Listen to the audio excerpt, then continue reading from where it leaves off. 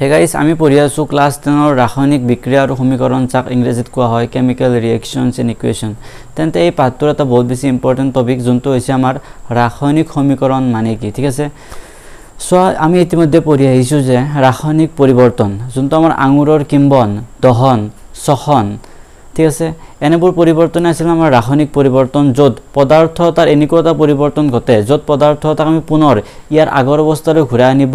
নোৱাৰো আৰু সেই ৰাসায়নিক পৰিৱৰ্তনকৈ ৰাসায়নিক বিক্ৰিয়া বুলি কোৱা হয় যদিহে কৰবাত ৰাসায়নিক পৰিৱৰ্তন সংঘটিত হৈছে তেন্তে হেয়া হৈছে আমাৰ কি এটা ৰাসায়নিক বিক্ৰিয়া তেন্তে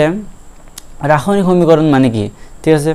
তোমালোকে নাটক দেখা পাইছা ঠিক আছে নাটকত অভিনেতাবোৰে নিজৰ নাট আমাৰ ওচৰত কি কৰে উপস্থাপন কৰে ঠিক আছে উপস্থাপন কৰে ঠিক তেনেকৈ আমি কেনেকৈ ৰাসায়নিক বিক্ৰিয়া এটাক কিতাপত বা বহিত উপস্থাপন কৰিম হে হৈছে আমাৰ কি ৰাসায়নিক সমীকৰণ তেন্তে ৰাসায়নিক সমীকৰণ মানে কি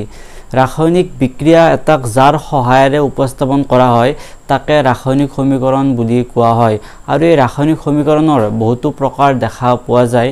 আমাৰ কিতাপত বেসিক্যালি তিনিটা প্ৰকাৰত ৰাসায়নিক সমীকৰণ এটাক উপস্থাপন কৰা হৈছে প্ৰথম যোনটো উপস্থাপন হেতু হৈছে আমাৰ বাক্য সমীকৰণ আমি বাক্য ৰূপেৰে ৰাসায়নিক বিক্ৰিয়া এটা বৰ্ণনা কৰিম তাৰ পাছতটো হৈছে আমাৰ শব্দ সমীকৰণ আৰু তাৰ পাছতটো হৈছে আমাৰ জকা সমীকৰণ বা সংকেত সমীকৰণ ঠিক আছে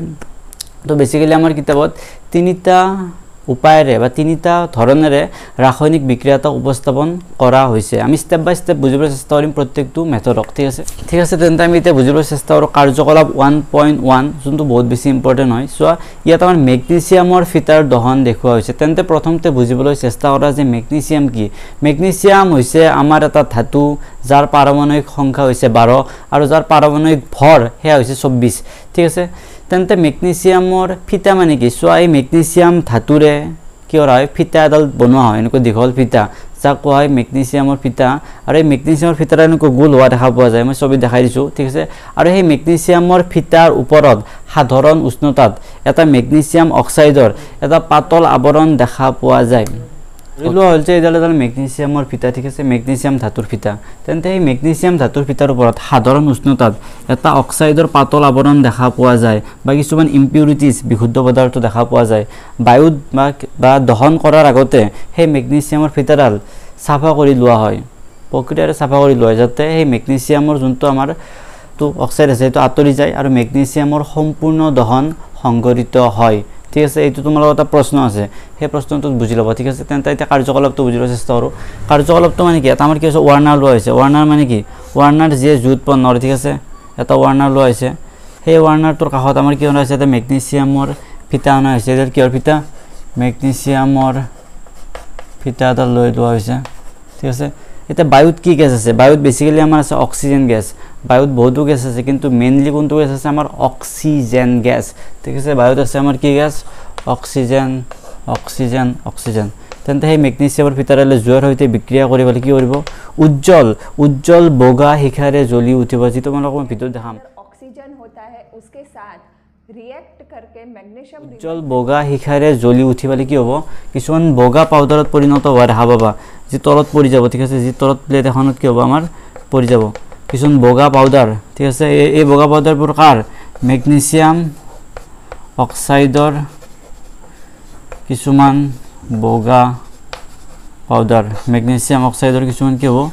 বগা পাউডাৰ তলত পৰি যাব ঠিক আছে তেন্তে এই ৰাসায়নিক বিক্ৰিয়াটোত কেনেকৈ লিখিবা মেগনেছিয়ামে বায়ুত থকা অক্সিজেনৰ সৈতে বিক্ৰিয়া কৰি মেগনেছিয়াম অক্সাইডৰ কিছুমান বগা পাউডাৰ উৎপন্ন কৰে ঠিক আছে তেন্তে তোমালোকে এইটো বাক্যৰ ৰূপত লিখিলা কিন্তু এইটো হৈছে বাক্য সমীকৰণ এটা কি বুলি কয় বাক্য সমীকৰণ যেতিয়া ৰাসায়নিক বিক্ৰিয়া এটাক আমি বাক্যৰ ৰূপত লিখিম মেগনেছিয়ামে এনেকৈ ঠিক আছে তেন্তে এইটো কোৱা আমাৰ বাক্য সমীকৰণ পৃথিৱীত বিজ্ঞানত বহুতো ৰাসায়নিক বিক্ৰিয়া চলি থাকে বহুতো আমাৰ শৰীৰত ঘটা শোষণ এনেকুৱা বহুতো ৰাসায়নিক বিক্ৰিয়া আছে আৰু সেই প্ৰত্যেকটো ৰাসায়নিক বিক্ৰিয়াক আমি বাক্যৰ দ্বাৰা উপস্থাপন কৰিব নোৱাৰো কিয়নো বাক্যৰ দ্বাৰা ৰাসায়নিক বিক্ৰিয়া তাৰ বৰ্ণনা যথেষ্ট দীঘল হোৱা দেখা পোৱা যায় আৰু সেইবাবে আমি কি কৰো সেই বাক্যৰ ঠাইত আমি শব্দৰ ব্যৱহাৰ কৰো বা বিজ্ঞানীসকলে শব্দৰ ব্যৱহাৰ কৰিছিল আৰু তাকে কোৱা হয় আমাৰ শব্দ সমীকৰণ ধৰা হল সেই যোনটো আমাৰ বাক্য সমীকৰণ আছিল মেগনেছিয়ামৰ তাত যদি আমি কি কৰো মেগনেছিয়াম লিখি দিও মেগনেছিয়াম শব্দৰ ঠাইত যদি লিখো মেগনেছিয়াম যোগ অক্সিজেন তাৰপিছত আমি কি দিব কাটা চিন দিম এনেকুৱা কাটাৰ চিন কাৰ্চিন আৰু এই কাৰ্চিনডালক কোৱা হয় টু ফৰ্ম কাৰ্চিন দি পেলাই কি লিখিম মেগনেছিয়াম অক্সাইড ঠিক আছে আৰু এই যোনটো জুকচিনটোৱে দেখায় বিক্ৰিয়া কৰি মেগনেছিয়ামে অক্সিজেনৰ সৈতে বিক্ৰিয়া কৰি কি কৰে টু ফৰ্ম এইটো কোৱা আমাৰ টু ফৰ্ম মেগনেছিয়াম অক্সাইড ঠিক আছে এইটো হৈছে আমাৰ শব্দ সমীকৰণ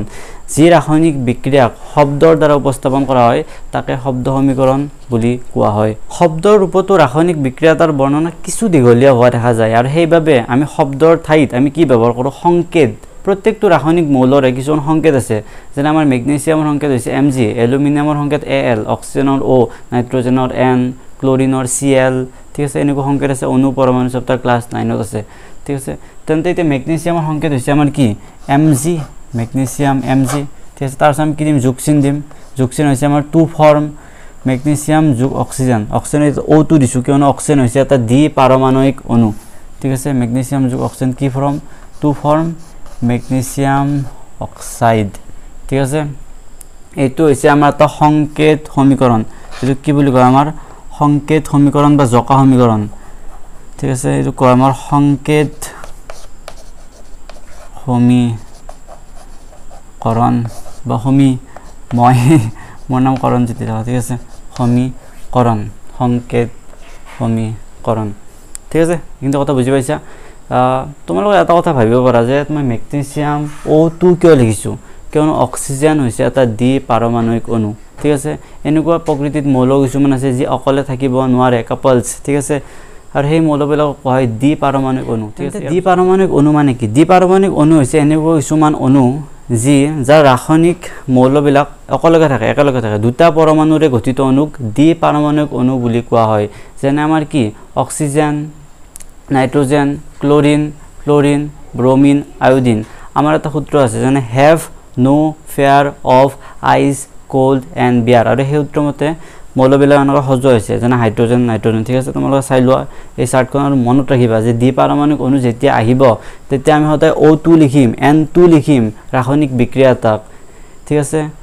কেতিয়াও আমি Mg প্লাছ O নিলিখোঁ তেন্তে ৰাসায়নিক বিক্ৰিয়াটো কি যাব ভুল হৈ যাব গোটেই ৰাসায়নিক বিক্ৰিয়াটো ভুল হৈ যাব আমি O2 লিখিব লাগিব ঠিক আছে যেনে আমাৰ পানীৰ ক্ষেত্ৰত পানীৰ ৰাসায়নিক বিক্ৰিয়াটো মনত পেলোৱা ঠিক আছে হাইড্ৰজেনে যেতিয়া ক্লোৰিনৰ সৈতে বিক্ৰিয়া কৰে ধৰক হাইড্ৰজেনে যেতিয়া ক্লোৰিনৰ সৈতে বিক্ৰিয়া কৰে তেন্তে আমি H2 যোগ Cl2 লিখিম তাৰপিছত আমি কি লিখিম HCl ৰাসায়নিক বিক্ৰিয়া H2 লিখিম Cl2 লিখিম ঠিক আছে এনেকৈ লিখিম আমি দ্বি পাৰমাণৱিক অণু যেতিয়া থাকে ৰাসায়নিক বিক্ৰিয়াটো আমি দুটা লিখিম একেলগে নিলিখোঁ ঠিক আছে এয়া হৈছে আমাৰ দ্বি পাৰমাণৱিক অণু আৰু এটা কথা সদায় গুৰুত্ব দিবা ৰাসায়নিক বিক্ৰিয়া তাৰ বাওঁফালে আৰু সেই মৌলকেইটা কোৱা হয় আমাৰ বিক্ৰিয়ক পদাৰ্থ বাওঁফালে থকাবিলাক কোৱা হয় আমাৰ বিক্ৰিয়ক পদাৰ্থ আৰু যোনবিলাক সোঁফালে থকাবিলাক কোৱা হয় বিক্ৰিয়াজাত ঠিক আছে বিক্ৰিয়াজাত পদাৰ্থ বিক্ৰিয়ক পদাৰ্থ কোৱা হয় ৰিয়েক্টেণ্ট ইংৰাজীত ৰিয়েক্টেণ্ট আৰু বিক্ৰিয়াজাত পদাৰ্থ কোৱা হয় প্ৰডাক্ট PRODUCT ঠিক আছে তো সিম্পল হয় এইবিলাক কথা এইবিলাক বেসিক কনসেপ্ট হয় তোমালোকে মনত ৰাখিবা ঠিক আছে আশা কৰো আজিৰ ভিডিঅ তোমালোকে বুজি পাইছা চাগে ভিডিঅটো এডিট কৰাতে বহুত বেছি সময় যাব ঠিক আছে কৰিম তোমালোকৰ কাৰণে ওকে